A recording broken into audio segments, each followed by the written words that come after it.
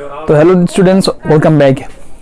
तो ये second video है, ठीक है, issue of debenture for consideration other than cash का ये टॉपिक का सेकेंड वीडियो। अगर आपने पहला वीडियो नहीं देखा है इस टॉपिक का तो डिस्क्रिप्शन बॉक्स में आपको ये मिल जाएगा। और हाँ, डिवेंचर का एक प्लेलिस्ट बना हुआ है जहाँ पे आप लोग जाके सम्स देख सकते हो, ठीक है। अगर समझ में नहीं आए तो मुझे कमेंट बॉक्स में ज़रूर लिखिएगा, क्योंकि ये जो सम्स है ना आपके लिए कॉन्सेप्चुअली बहुत इंपॉर्टेंट है फाइनल के लिए, अगर आप क्लास 12 का अकाउंट्स का स्टूडेंट हो।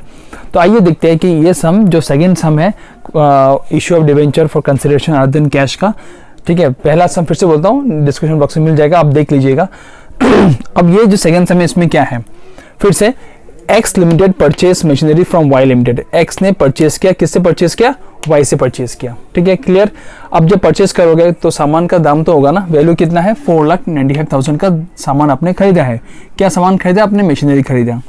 तो इसका एक एंट्री बन जाएगा पहला। सेकेंड एंट्री क्या बनेगा? Payable 20% by check.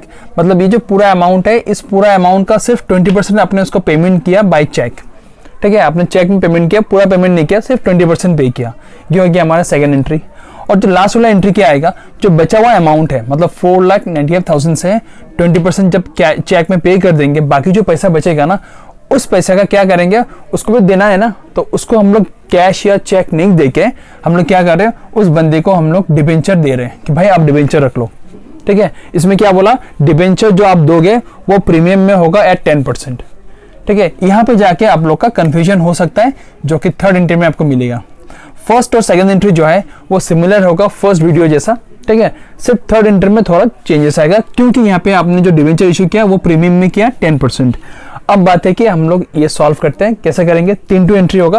पहला एंट्री आपने परचेज किया। जब भी हम लोग परचेज करते हैं वो सामान डेबिट में आता है, because debit word comes in. तो यहाँ पे क्या खरीदा गया था? Machinery.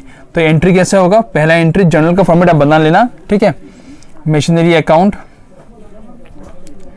Machinery account debit to, किससे खरीदा आपने मशीन? आप हो X limited, you have purchase from whom, किससे खरीदा? वाई से, तो टू वाई लिमिटेड अकाउंट। कितना का सामान था? 4,95,000 का, ठीक है। डेबिट साइड और क्रेडिट साइड दोनों साइड में आ जाएगा 4,95,000।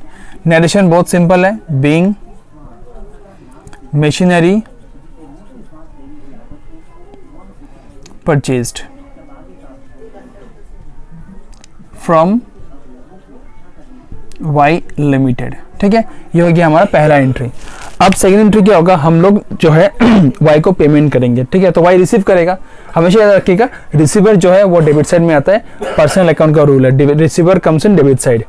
तो अब वाई को पैसा मिलने वाला है, तो वाई लिमिटेड अकाउंट डेबिट, ठीक है। टू, देखो जब हम लोग को, जब हमें पैसा मिलेगा ना, जब हम पैसा रिसीव करेंगे, बैंक या कैश जो भी होगा वो डेबिट में आएगा। लेकिन जब हम पेमेंट करेंगे ना, बैंक और कैश कहाँ पे आएगा? क्रेडिट साइड में आएगा। तो यहाँ पे क्या हम पेमेंट कर रहे हैं? कितना पेमेंट कर रहे हैं उसको? 20% बाय चेक। यहाँ पे ये चेक मेंशन किया बोल के हम लोग यहाँ पे लिखेंगे टू बैंक अकाउंट। अब 20% किसका? एक्चुअल वैल्यू का।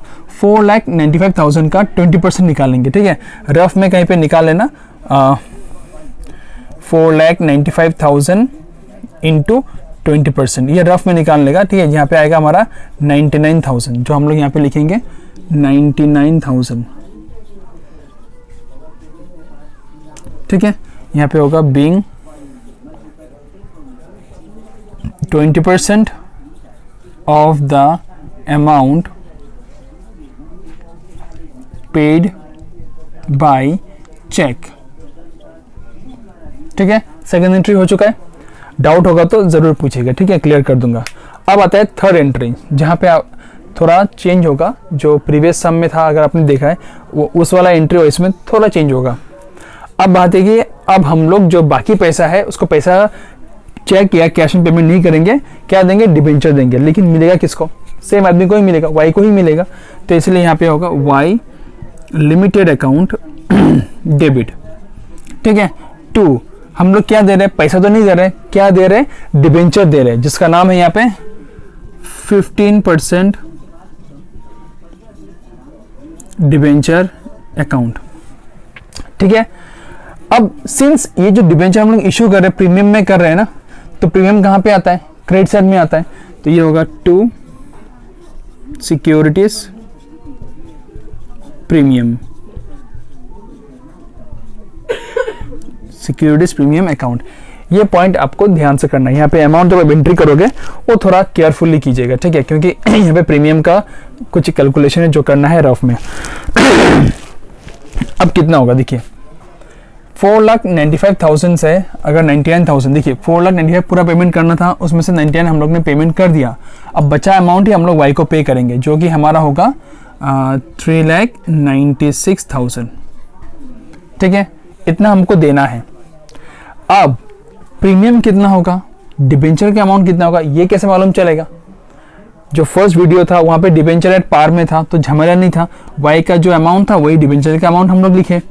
अब यहाँ पे क्या करेंगे ना, एक छोटा सा वर्किंग नोट करना है हमें, छोटा सा, ठीक है, थोड़ा क्लियरिटी मिल जाएगा आपको कि यहाँ पे अमाउंट आएगा कैसे। यहाँ पे देखिए ये 3,96,000 हमें पे करना है ना, 3,96,000 हमें पे करना, ये वर्किंग नोट में कीजिएगा, ठीक है, सम के अंदर में नहीं। अब जब हम इसको डिबेंचर इशू कर रहे हैं, डिबेंचर का वैल्यू कितना है, 100 रुपये का था, 100 रुपीज़ ईच, उसको आपने दिया प्रीमियम 10% में, मतलब आपने डिबेंचर जो दिया उसको वो 110 का बन चुका था। कैसे बना 110?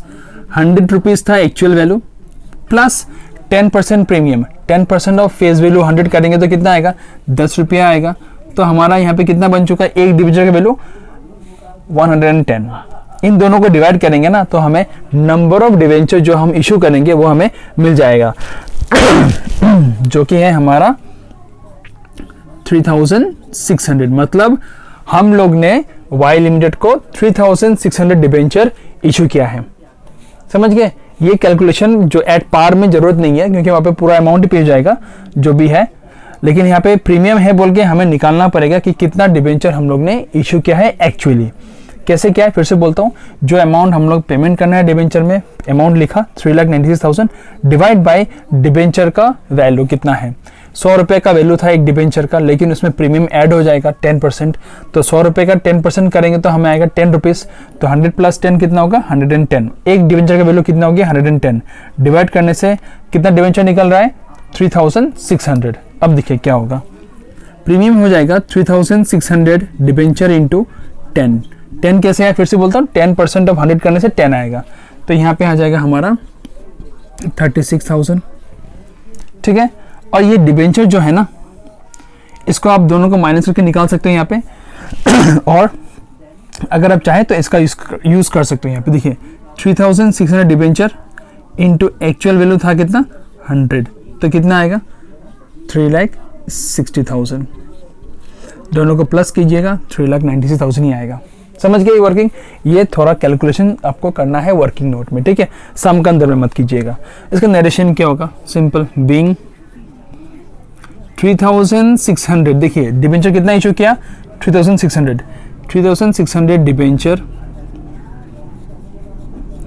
issued at a premium of how much, 10%, ठीक है। आप नरेशन खुद से बना के लिख सकते हो, कोई फर्क नहीं पड़ता है, लेकिन मीनिंग सही होना चाहिए, ठीक है। तो इस तरह से ये सम कंप्लीट हो चुका है। अगर आपको कुछ डाउट है तो ज़रूर लिखिएगा, ठीक है, कमेंट बॉक्स में। मिलते हैं अगले वीडियो में। जय हिंद।